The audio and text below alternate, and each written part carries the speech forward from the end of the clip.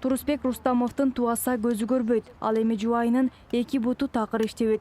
Бирге түтүн булатып келгенине 5 жыл болгон. 2 балалуу, бирок баш калкалар жайы жок.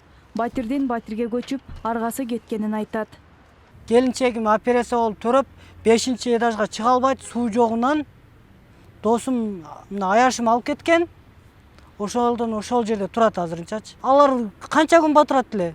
Кичине бир 2-3 күндө бели башын кичине түзөп алса, кет дейт да. Болду эми кетип кал бар дейт. Ал келип алып кайсыл жакка барат? Биринчи топтогу майып жубайларга жардам колун сунган киши жок. Жакындарынан да бала кезинде эле айрылышкан. Бийлик өкүлдөрүнөн жардам сурап, 6 жылдан бери ора тартып жүрөм дейт каарманыбыз.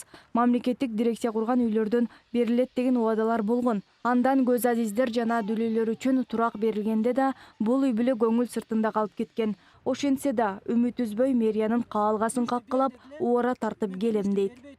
Жалгыз өзүм майып болгондо дагы макул эле. Бул жерде келинчегим экөөбүз тең майып болуп жатабыз. Экинчиси 40 чыга элек кызым бар.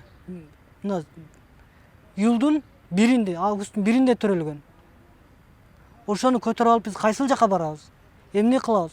Ушул көйгөй мени жеп атат азырчы. Турусбек Рустамовдун мүмкүнчүлүгү чектелүү болгондугу үчүн үй алууга тиешелүү бардык документтерин даярдап бүткөн. Жергиликтүү бийлик өкүлдөрү бул сыяктуу жарандардын саны көптүгүн айтып, тим болушат. Мен ошондо эмне кылайын азыр? Бала чака менен кайсыл жака барайын?